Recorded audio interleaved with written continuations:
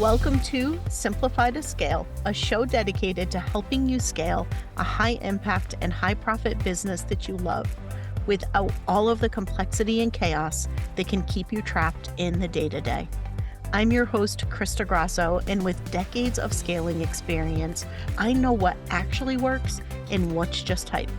So if you are done with all of the one-size-fits-all scaling advice and all of the overnight success promises, and instead you want proven practical strategies that will help you simplify operations, elevate your leadership, amplify profits, and scale sustainably, let's dive in and get started.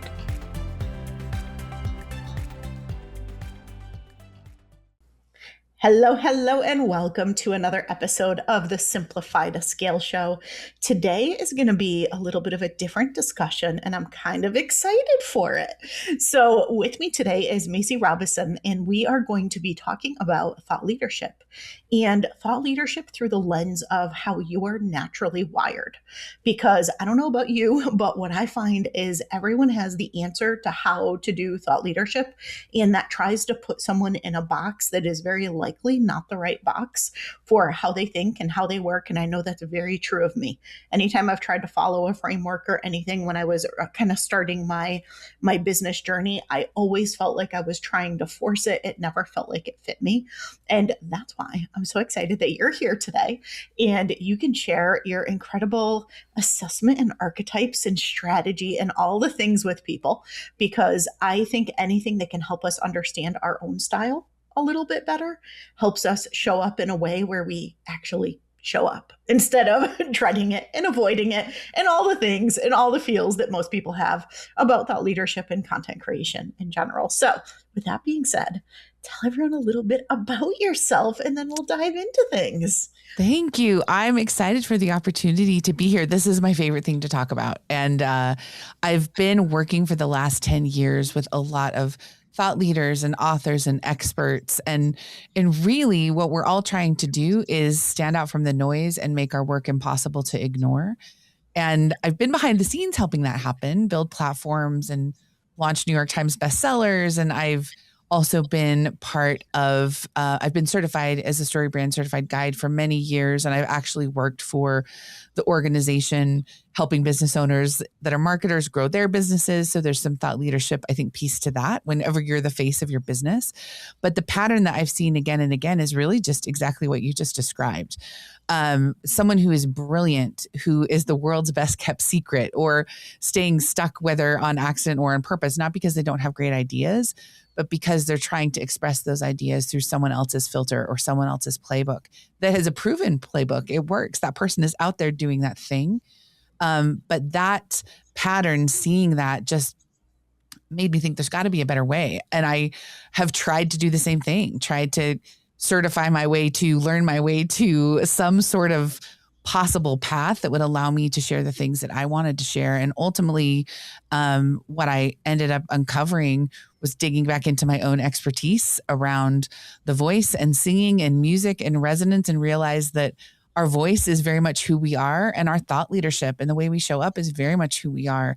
So how do we bring that to the marketplace? And how do we measure that if possible, instead of just going on feelings and vibes? So I created a Resonant Thought Leader Archetype assessment to basically help us measure and then start to calibrate the signal that we're sending out into the world, so that we're really working from who we are instead of copying and pasting those playbooks from other people. There's great ideas out there, and we can certainly borrow them as long as we start from who we are, so we can translate that wiring into an actual platform and build a body of work that feels and sounds like us. Yeah, absolutely. And I know this is something that so many of my clients come to me and really struggle with. And I know one of my clients in particular came in and she was so overwhelmed, and she had worked with a coach who had a framework that worked beautifully. It was why she went to her. She Right. liked what she did. She resonated with her approach. But when she tried to use it in her own business, she hated it. I mean, like, I probably can't use that word any more strongly, because I mean, like, she would literally have like a visceral body reaction. Like, I could see her tense anytime she would mention it. And she hated it so much that she avoided doing any sort of content, putting any sort of thought leadership out. And she thought she was doing the right thing. She went to somebody who she resonated with. She Mhm. liked their content. That person was super successful Right. with what she was sharing and how she was communicating it. And it couldn't have been any further from her style. So I'm super curious if you see that with other people and what some of the other patterns are that you see. I see that a lot. And I, there's really no one right way to do any of this, which is really freeing. And it's also really confusing at times because we're trying to figure out what might work and we're making those decisions and calibrating based on the success we see other people have. And it's amazing because that approach works for them beautifully. And I'm sure it works for other people, maybe not your client, but like that coach probably has other clients who are really wired the same way that coach is, and that system's worked really well for them. And that's great. That doesn't make that approach incorrect. But I think, in music, we have resonance. There's also dissonance.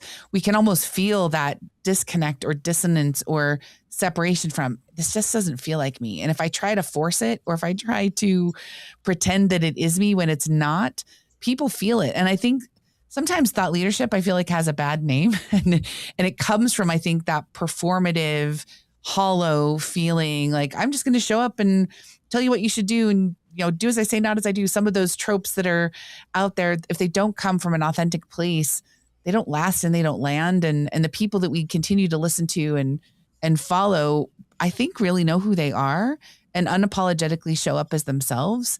And that's not just luck. That can be done by design. And that's what I work with people on and try to walk folks through is how do we uncover that without it. I think the best way to say it is that felt resonance of who you are, knowing who you are and being unapologetic about it. And then deciding from there what to do when we go out into other rooms, other places to talk about how we help, to talk about what we do.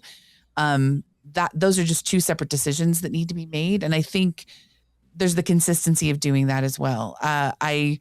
I think that when we send out a signal, think about an instrument. When you hear a note, when you hear someone sing, when you hear a violin, when you hear a trumpet, that's creating a sound wave. And that sound wave is a physical object. It can be measured. It can be studied. And when it goes out into the world, there's three things that can happen. A sound wave can bounce off a hard object. Like my background is in singing, and I've sung in rooms that are all hard walls. And it's a really confusing room to sing in because it feels like you're in an echo chamber and your voice is bouncing back on itself because all of those sound waves are bouncing off the hard objects. And you either just want to disconnect completely or don't pay attention to it at all. And I think that happens sometimes. There are people that we are trying to connect with, trying to get our message out there too. And it just feels like it's bouncing off a hard wall. And that's okay. That's one path. The other is it can get absorbed by a soft object. I was actually with my son last night. He's in a jazz combo and they played in this really beautiful room, had rugs and cushy chairs and all of these soft objects to like absorb some of that bounce of the sound so you could really experience the music. That's great. Like that's an important thing to have happen. That sound does get absorbed, but sometimes it feels like people aren't paying attention because we're just sending our signal out into the world and nothing's happening. It feels like crickets. The third thing that can happen with a sound wave, and I used to show my music students this quite often, is if it meets another object that is tuned to the same frequency, that second object will vibrate without any effort at all. I used to show them this by pressing a key on my piano and a snare drum would vibrate across the room. Or if you have, I've seen on YouTube, two tuning forks that are the same, but one has a ping pong ball attached to it. You strike the first tuning fork without the second one and the ping pong ball starts to bounce because that second tuning fork is vibrating. It's effortless. It doesn't take any effort at all. And I think that's what is happening when we say, I heard that person and I was really tuned into what they were saying or it really resonated with me. We use music words to describe that felt experience. And to me, as a music teacher, and then applying this to thought leadership, it just made perfect sense that that's what we need to design for. We need to design for taking our own unique signature, our own unique voice into the world and for lack of a better way to say it, singing our own unique song. And if it's bouncing off, if it's getting absorbed, great. We might be in the wrong room. Maybe we need to get in a different room where there are people who understand who we are, who are resonating with what we're doing. And all of that is something that can be designed for. Yeah, I love that so much. There's so much that I want to pick apart in there. I have an event coming up at the time we're recording this in just a couple of weeks, and I called it Founder Frequency very intentionally I love because it. of that, Yeah. right? It's like, how do you step into the frequency of being the founder in your business instead of being the person stuck in everything and, Right. different conversation. But I love that connection back to music. And I love, what's the right word? Etymology, I think it is, in general, and like the root of things. And so I love that so many of these words that we use so often do connect in that way because it is your voice. Ultimately, it's your voice that people are hearing. And I think that that's just such a beautiful connection and great examples that you shared there. And so my question for you is, how do you move into that third category if you feel like all you're hitting is the hard wall or the soft setting? How do you get in that place where you are a matched frequency? You're getting the response that you're looking for. Oh, that's such a good question. I think a lot of it starts with just an understanding of that is what's happening, that it's not that people are necessarily ignoring us. It's not that we don't have something of value to bring to the table. It's just a mismatch. And once we know that, we can do something about it. And so what I do with clients, first place most clients start with me is by taking the Resonant Thought Leader Archetype assessment. And that measures one part of what I feel makes up that resonant signature that is ours, that makes us unique. I use singing a lot as a metaphor, not only because I'm a singer, but I think to what you just said a minute ago, as a thought leader, we use our voice, whether it's in writing or whether it's our spoken voice, it's our unique voice. And there's a different feeling as a musician because I play the piano, I play other instruments, and it just feels different when it's you that is the instrument. When everything locks into place, there's something that is really magical that you almost feel inside that can also be heard outside. So anyway, I say all that to say, we start with that assessment because I don't want it to just be on vibes and feelings. Like we can actually measure and give ourselves a place to start to begin to calibrate this signal that we're sending out. So the archetype assessment measures or gives you a measurement or reading on, depending on how you answer the questions, how you communicate your ideas, how you generate your ideas, and how you guide transformation in other people. And it's free to take. I've had more than 900 people take it. It gives you an initial reading on what your top archetype is. There are 10. And then I hold a weekly workshop called Find Your Frequency, where we go into the raw numbers behind those scores, which is what you and I are going to look at in a second on your assessment, because you were kind enough to take it. And so we could talk through this a little bit more and hopefully it could be helpful to you and your listeners to hear us walk through it with you since they know you so well. But it starts there with that measurement of what is the signal that I'm sending out? Because then I can start to make some different decisions. Just as a practical example, before we get into your test and the numbers, I, as a teacher, I think went down this path early on of, I know how to write curriculum. I know how to create courses. I really resonated with what Amy Porterfield does. And I've taken a lot of her courses and built courses for other people using Digital Course Academy. And I'd gone through like all the repetition of like, I know what I'm doing. I understand her system. She's amazing. I'm going to create a course for myself because instead of coaching, I want to get that passive income that she talks about. And I trust her. I know that if I follow the steps, it can happen because I'd created courses for clients using her methodology after taking her courses that had worked really well. And she was offering a really unique opportunity 7 or 8 years ago to walk through live, like get your course finished by the end of the year. And halfway through, we were going to get the opportunity to go to San Diego and be in person with her in the room, teaching us and getting feedback from her team. And I was like, sign me up. Like I couldn't get my credit card out fast enough. I was so excited. So went to the online portion of it, really excited to show up in San Diego. I felt prepared. Like I had my little story brand messaging in my head, and the course was going to be called Book to Business. Because at that point, I'd helped a lot of authors launch their books and then build a business and a platform around the ideas in that book. It was something I was becoming known for behind the scenes. And I really wanted to give more people that information that couldn't afford to work with me at the time. And I listened to Amy all day. And the end of the first day, we went to this really cool ballroom where everybody was just sitting around working on their courses, getting feedback from her. And I could not even outline my course. I was sitting there staring at a blank page. I was so mad because I was like, I know how to do this. What is happening? Why can't I even write the outline? Like, she told me how to write the outline. Just put your pen to paper and write the outline.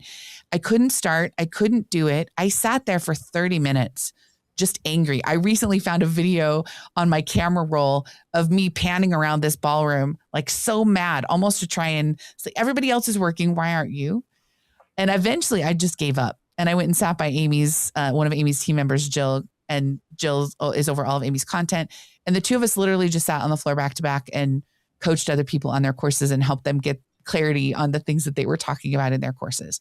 And the thing I know now that I wish I'd known then is my archetype result on my test is an archetype called transformational guide, which that is an archetype that is all about transformation, trying to design for transformation, get people from point A to point B.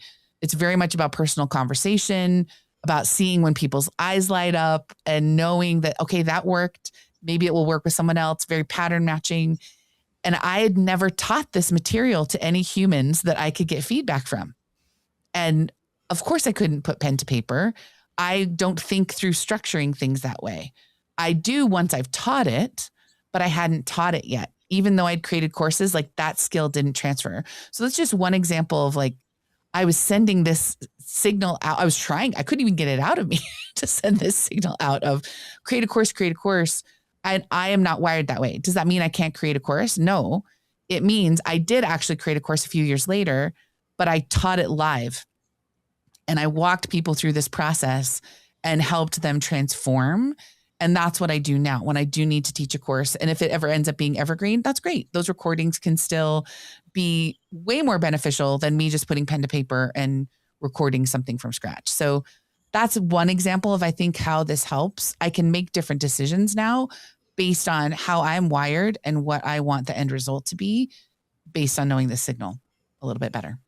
Okay, so I'm super excited to dive in and talk about my assessment result, but I want to say something based on what you just said that I think is so fascinating. How often have we tried to do something in our business and we think that maybe it's a sign? Well, I can't put pen to paper and I can't do this outline, so clearly it's not what I'm supposed to be doing. It's Right. not a good idea. Maybe the idea was fine, but the method wasn't the fit. And I think there's something so freeing in that, in kind of zooming out. And just because everybody else in the room is doing it, and maybe they were in the room where this was their strength, this was aligned perfectly with what they do, doesn't mean there was anything that was not great about that idea. Might have Right. been the best idea you ever had ever. But if you're trying to force something that's not a fit in a kind of approach, then it doesn't matter if it's the best idea. It still just Right. needs to be birthed in a totally different way. And so I think that's super important for all of you listening to kind of keep in mind is when something's not clicking, when you're feeling blocked, is it really the thing itself? Or is it the way that you're approaching it? And this is why I love your work so much, because I think the better we know ourselves, the better we can answer that question. And this is one of those means of knowing yourself really well. And for all of you listening, I know that you are a thought leader and you're someone who talks so much about things. You probably shift a lot of perspectives. And if you're trying to force fit yourself into a model that does not fit you, then that might make things feel a whole lot more challenging and more draining than it needs to. Just saying. I might have tried this before. Right. So, I may or may not be speaking for same you personal know, experience. Yeah. no. So with that being said, let's have a little fun here and let's dive into what we've discovered about me. I would love to. The thing that I think is fun about this is I had someone take it a couple weeks ago and they said, "Are you reading my mail?" And I wanted to just say too, you took it a few weeks ago and I think the results were close, but they weren't exactly what felt like you. And you took it again, which I think is great. And now it does feel a little bit more like you. And the thing that's interesting is the top two scores sort of flipped places. Yeah. And the way that you deliver and help people, you have the same top archetype I do, which is transformational guide. And it's that, when you first take the test, it gives you a little video from me on how it works, but you create transformation through your presence with people. And I'm sure the people who listen to the podcast and who are your clients would say that again and again, that you notice things, you tell them things about them specifically. It's still your framework. You have a really robust framework that you use to walk people through.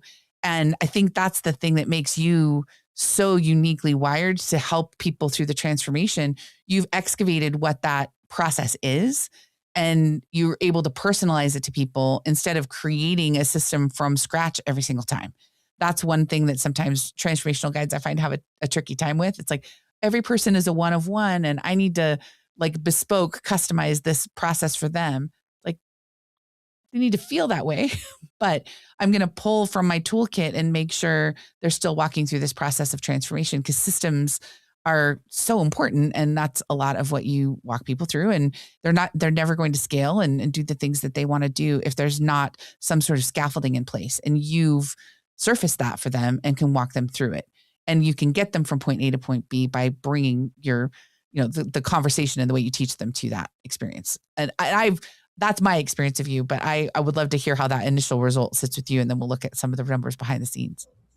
Yeah, I love that. And it's really fascinating because for anyone who, if you're listening and you've gone through my certification program, if you've tried to implement lean scaling yourself, or you're one of the guides who's doing it, one of the things that can be very freeing for some people or can be very overwhelming for other people is I've created all the systems, I've created all the structure, but I do not believe that there is a prescriptive one path that people need to follow, because I've been inside too many businesses. I've built, grown, and scaled 8 of my own. I've done this with directly myself, hundreds of others. And when you look at like my group programs and my speaking and everything else, I've done thousands of others.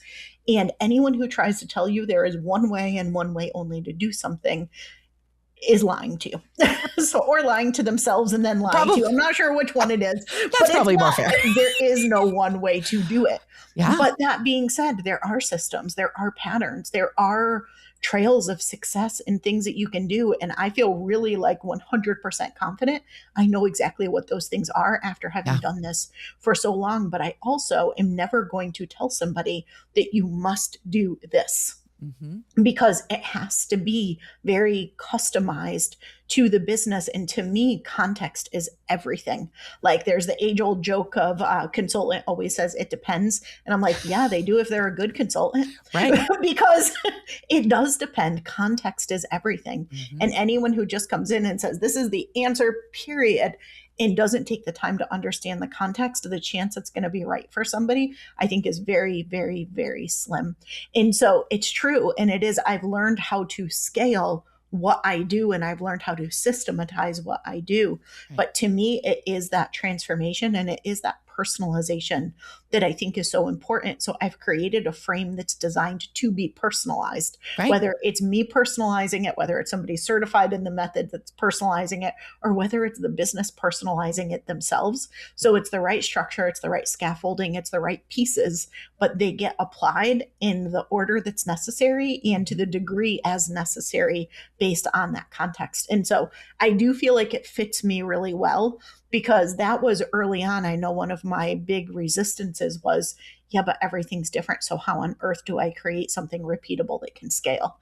Right. And I mean, it's been 30 years now, but it was something I really had to overcome that hump of initially, because I felt like, well, you can't create a system around this. It's different for everybody. But when you zoom out, there's absolutely systems and there's absolutely patterns, and they apply for success, but they do need to be contextually applied. And if you're listening to the two of us talk about this and you're like, oh, but I don't know, I promise you what Krista just said is absolutely true. I actually realized this for myself, because again, Transformational Guide had the hardest time productizing container, like figuring out how I worked with clients. In fact, early on in my marketing career, people would get referred to me because I think there's something, it's a feature, not a bug, that we're able to create transformation and it feels like lightning in a bottle. And it's very hard to describe to other people until you can zoom out and see where those patterns are. And I remember being in a voice lesson with my daughter maybe 6 to 9 months ago and seeing that under the surface, These are very similar experiences. On the surface, not the same at all. She is 15. She was working on an audition. I am 52. I talk too much and I don't sing as well as I used to. So there's like tension in my voice that we're trying to unlock. Very, very different. But under the surface, we warm up our voices. We talk about what just happened in warm up so we can apply it to the song, and we sing a song. That's very simple, but that scaffolding is still there. And the way you uncover it is through repetition, like you've done, and seeing that those patterns are there by zooming out. I often counsel a lot of people who are transformational guides to start recording your calls, not for your client, but for you. And if you can, just even having a plod recorder or granola or something that can just sit in the background and excavate for you the gold that you're creating for people every single day, you'll start to see patterns emerge, and then you can put that in order, and that can become the framework, the system, the process that everyone, scaffolding that you put around a building to renovate a building doesn't look the same for any specific building that's being reconstructed. But I think that's the work that you do so well. It's like, I want to have a business that scales. What is the scaffolding that's specific to this business that needs to be put in place? What pieces do we need to put together so that that can actually happen? And it does definitely depend.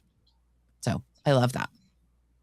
And then your second archetype, if you look, when you take the test, it talks mostly about the primary archetype. When you get down to the bottom, it has your top 5 listed and how strongly they show up for you.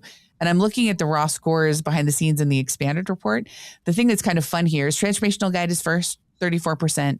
Then you have strategic advisor, which is an archetype that's all about solving problems. Give me the chaos. I can solve the problem. Just throw me whatever you need to do and I can handle it. The next one, the third one, is resonant orator, using your speaking voice. And you said, you speak, you give workshops, you're out there, putting your voice out there and expressing ideas. That is something that's a very strong part of your signal. Experience facilitator is doing things in groups. Similar to transformational guide. It's all about transformation that we're watching for and creating an experience where people can transform, but in groups. And you're able to track the individual and the group transformation, which is really exciting in the business that you've built. And then the fifth one is category creator, which is also a problem-solving archetype, very similar to strategic advisor. But a category creator solves the problem by saying, I can see that this system is here. This system is broken. So we're going to create something new or something slightly new that is going to actually solve the problem that we're addressing here. So those 5 things together make up who you are. And the thing that's interesting is your transformational guide score behind the scenes is 34%. And it's usually around the 30% mark that I say, this is a strong part of the signal you're sending out. We need to make sure we're including that. And you already naturally are. Those next 3, strategic advisor, resonant orator, and experience facilitator, are within a 4-point range of one another. And they're all in the high 20s. So that is almost like we've got a solo, artist out here singing as a transformational guide, and she's got 3 backup singers that are really, really strong, really, really talented, that are contributing to the overall signal that you're sending out. And you do solve problems, and you're out there speaking, and you're creating these group experiences. And if we look at how your business has shown up and grown and attracted the exact people that you are meant to serve, I am imagining that when you do all 4 of those things and have that category creator over here to the side of like, this is different, and different is better because everyone is unique. That is what has allowed you to build the business and the life that you've built from the work that you do. And it's not going to resonate in every room, but when you know who you are and you know how you're wired, then you've got the opportunity to say, well, I just need to get myself on a bigger stage in a different room. It becomes an amplification decision at that point, not am I doing the right thing? Because you are.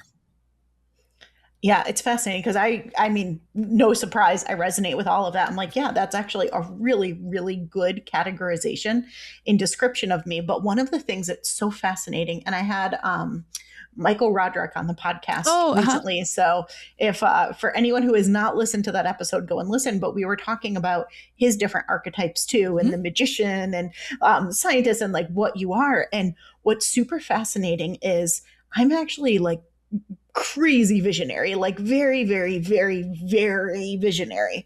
And most people, depending on the context in which they know me, sometimes assume not because I'm a systems and structure person to them.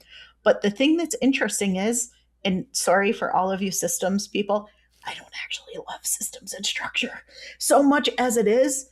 All the systems and structure that are out there suck so bad that I had to go in and fix them. invent it. Yeah. It was Right. the problem solver in me and Right. the like, no, do not, please don't follow that framework. That Mm-hmm. framework does not fit your business at all. You are going to spend 10 times more. You're going to hire a bigger bloated team than you need. You're going to have no, like, let's just lean this out and simplify this down to something that fits your business. Yeah. And so much of what I do, it's not that I don't love systems and structure, but it's like, that is not my jump out of bed in the morning. I can't wait to create systems. I like to solve problems. I like Right. to help people achieve their vision. Right. I'd like to help founders free themselves so they can do the things they love and like actually pursue the thing they created their business for in the first place. And to me, the way to do that was to break the existing frames and structures that people were following, because they were following things that were never going to either get them where they wanted to be from a destination perspective, or the journey was going to suck pretty bad on their way there because it 100%. was not the one that was right for them. And it was big and complex and ugly and bloated and all of the things. And so much of what I do is more of a like dismantling and reimagining and simplification of what other people are doing than anything else. And then all the rest of it layers on top of it. So that just, Right. it was a really interesting characterization. And that's part of what I love so much about your assessment is I feel like it's very in depth. And I think for me, I could look at it in retrospect and say, makes total sense. I can see it. And I'm thinking, wouldn't it have been amazing if I had this decades ago and I could have used this instead of learning that Mm-hmm. after a whole lot of trial and error and pushing boulders up mountains.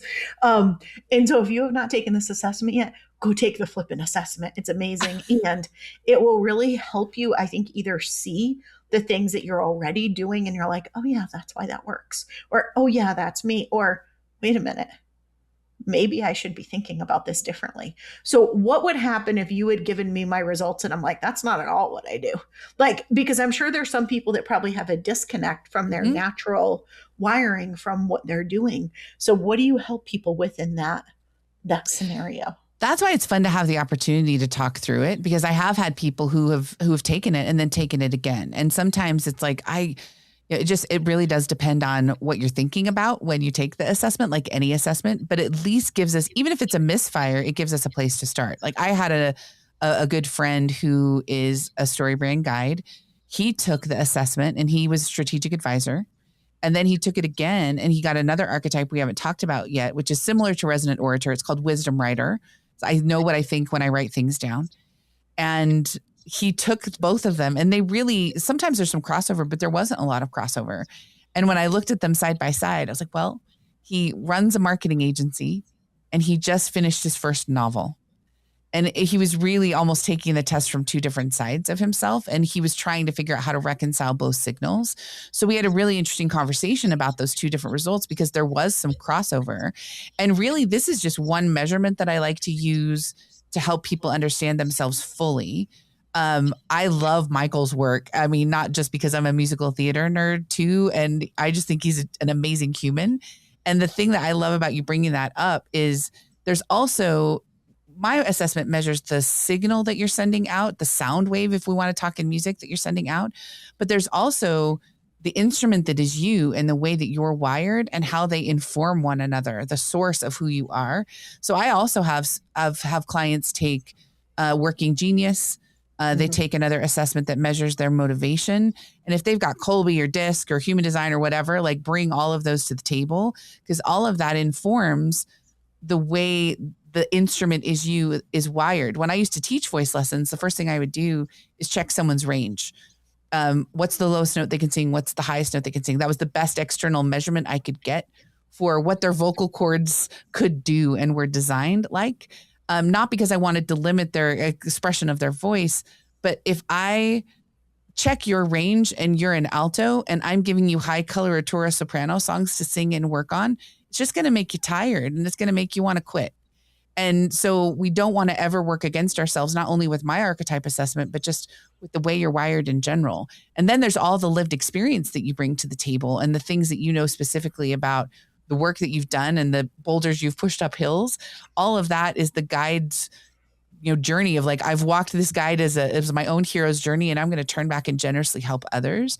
And the fourth component we talk about a lot when it comes to that self resonance of knowing who you are you walking your talk? Do you use your systems on yourself? Because there's a dissonance that is created when you can have all of those things right. And if you're not practicing what you preach, people feel that and they lean away. So we look at all four of those components together and really calibrate that resonance within you. And then, I work with clients in a group setting called the Resonance Conservatory, where we do that work in groups so that you can figure out, like, what is it you actually want to teach? How do we want to show up and build a platform based on who you are? And you can do that work with me individually as part of that container. And we also have group calls where there are other people in the room so that you can test that resonance against them. And it's just, it really functions as an operating system so that you could, like you said earlier, I want to create a course. Great. Let's create it in your way. What is the path we're going to take to get there so it feels like you? Or in my case, I want to work on a book. I've helped a lot of people create books. I've never written one of my own. I've marketed a lot of them. I'm never going to be able to sit down and type a book based on the way I'm wired. It won't work. It will be annoying because I'm not good at just sitting. I'm a good writer, but it comes from my speaking voice, not from my fingers and my brain. So there's always a path forward. And it really just starts with these measurable signals of who you are that can give us data so we can make more confident decisions. And then we can really start moving and picking up speed and velocity and resonance as we're putting ourselves out there. Yeah, it's brilliant because I love that you've taken what could be an interesting, like, oh, isn't that nice? I know that about myself, and turned it into something that really genuinely, I think, helps people recognize how they can fully step into that. And I think the last piece that you said is a really good one to key back in on is, are you walking your talk? Because it is really true that people can feel that. And I will say, being in the role that I am and working with a lot of people who are the right hand to a lot of people, I see inside a lot of businesses. And every now and then there's somebody and like something just feels off. You don't know why. You're like, I feel like I should really like them. Like what they're saying makes sense, but there's just, for some reason, there's a disconnect. And then inevitably I'll end up meeting their right hand or something. And they'll be like, oh yeah, no, they're nothing like that. They're 100%. nothing at all like that. That's not at all what that's like. This is happening and this is happening. And they're actually really mean and they're this and they're, and like, I'll get kind of like the down low of what's going on behind the scenes. And I'm like, it's fascinating because if you look at what they're saying, they're literally saying all the right things, but there is just something doesn't connect. And I think, right, I mean, that's an extreme example, but none of us want to be that person that is having a disconnect with someone, even in the simplest, most subtle ways, when that's not the case. And we're doing great work and we're doing great things, but for some reason, there's just something slightly off and people can pick up on it and feel it. It's often unintentional. And marketers, I mean, I think everyone who's in a service-based business will say some version of this. And I key in on this directly now because of this. Like, oh, let me build you a website, just as an example, but don't go look at website. I mean, you know how it is. Cobbler's children have no shoes. And whenever anyone says that to me, I call them on it immediately. I was like, that's a terrible cobbler. He's a bad dad and he's a bad cobbler. Because if he's letting his children run around town with crappy shoes, I don't want to go to him. And I think that's the articulation of the disconnect we feel. Yeah. It's not always on the surface, but it's kind of like, I don't know if you've ever been where like you can hear feedback from a speaker, but you're not sure and it's painful and you just want to get your ears away from it. That's to me what it feels like. We just kind of slowly distance ourselves, like, not for me. And I think we can trust our guts in that, but that's how we fix it. And again, I don't think to your extreme, that extreme example for sure exists out there. Most of the time it's not intentional. And when I'll say that to folks, like, well, have you run your own system on yourself? No. And even for me, like, I've run my own system on myself, but I still have to keep remembering and I still have to keep rerunning it because I learn new things and I'm trying to achieve new goals. And I still have to come back to, no matter what room I'm in, is my resonance, the way that I feel. And I think it's helpful for me that it comes back to singing. I know what it feels like to sing correctly, but I don't always carry that into new rooms because maybe the room looks really big and I think I've got to sing really loud. That loudness doesn't carry. I can use the microphone to amplify. There's a ton of different analogies I could pull from here. But the point is just coming back to who I am and how I'm wired. And I think we create the thing we need. And I needed a way to measure that and and account for that so that I could actually make better decisions and help other people do the same. Yeah, absolutely. I know one of the things I challenge myself to do, especially in my certification program, I use my own business as the example of 100%. every single thing I teach. Mm-hmm. And it forces me to keep everything up to date and to use every single thing that I have. Because Yeah. the few times I'll drift and I'll be like, oh, you know what? We're really busy this week. I'm not going to do planning. Though the number one thing I tell every business not to do, all of a sudden things go sideways. And I'm like, no, I've learned. Like I fall victim to the same thing that every other person thinks of too when they Right. push back against what I'm trying to help them do. So I force myself to use my own systems, even in the times when I have every reason not to, because otherwise it's like I don't feel like I can teach them to other people in integrity if I'm like, well, I mean, I wouldn't use it, but you should. Right. That's so good. I mean, it really is unintentional most of the time, but that drift, man.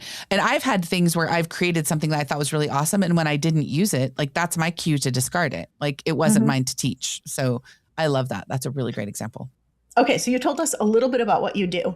Give people just a little more insight and tell them where they can find you, where they can go and take this and get started on this journey if they're curious about learning more.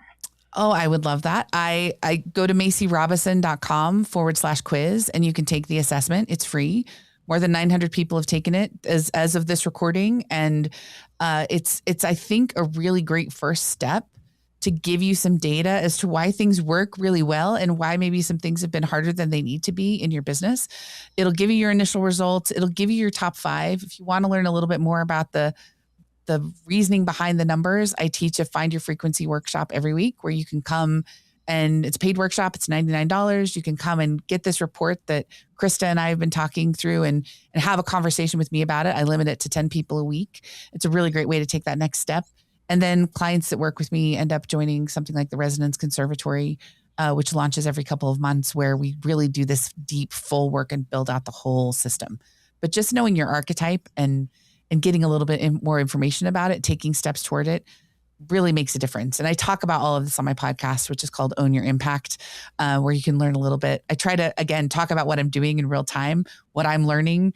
The framework has changed a little bit from when I started teaching it because I learn more about it and work with folks. And it's just been really exciting to walk alongside them and co-create the thing that they're really meant to build so that they can have the impact they truly want to make in the world. Amazing. I feel like we could talk for days, but we're going to wrap things up with one final question. Perfect. And I'm super curious in your business, how do you scale smarter and keep things lean? Oh, that is such a great question. I think the thing that I always come back to is, I think I learned this from Benjamin Hardy in Science of Scaling. There's a lot of stuff I love about that book, but the thing I always come back to is complexity doesn't scale, simplicity scales. And I can make something simple by making decisions. Decisions, like the word decide, means to cut something off, and that path is no longer available to me. So when I feel like things are not scaling the way I want them to, whether it's scaling my revenue, scaling my business, but I tend to think of it in terms of scaling my impact. How am I reaching people? Am I impacting others through the work that I'm doing with my clients? It really comes down to simplicity. We really want to make things more complex than they need to be sometimes. And can I take a step back and cut something out and give myself the opportunity for something to grow, like pruning a plant or giving it a tomato cage to a tomato? Like really, we need something to grab onto and grow. And sometimes that comes from making hard decisions and scaling things back so they're simple, so that they can scale and grow in the way that I want them to grow. Yep, I could not agree more. And simplify to scale. I did not pay her to say that, just saying. You don't even need to. Like I think there's so many truths that we see that bear out exactly what you're teaching. Like, and when there's truth somewhere, it's everywhere. And I love it. Amazing. Well, thank you so much for being here and sharing your wisdom and having a little fun. I hope you all enjoyed the sneak peek into my results. I think it would be really fun if you share with us your results, which you can do over on Substack. It's leanscaling.substack.com. You can interact right in the comments there. I do read all of them. If you have questions, I will get them to Macy. Just saying. So please share your big takeaways. Let us know where you're at there. And we will see you again next week.